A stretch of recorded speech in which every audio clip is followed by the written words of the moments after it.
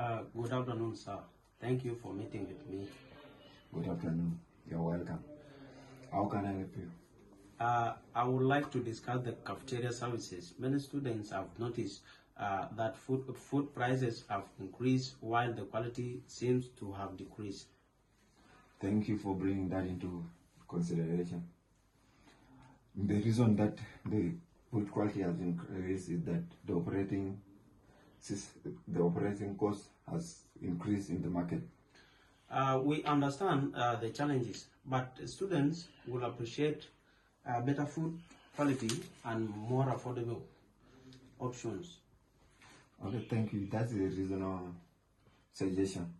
Do you have any suggestion about it? Perhaps the cafeteria could improve the quality of some meals and introduce a few lower cost menu options. That sounds like a good idea, but we shall sit down and review the food cost and the menu and change the prices of the food. Okay, thank you. I believe students will be pleased with those improvements. Yeah, we also like to be collecting students view every time and their ideas on the suggestion of the food so that we can improve the quality and how to reduce the price of the food.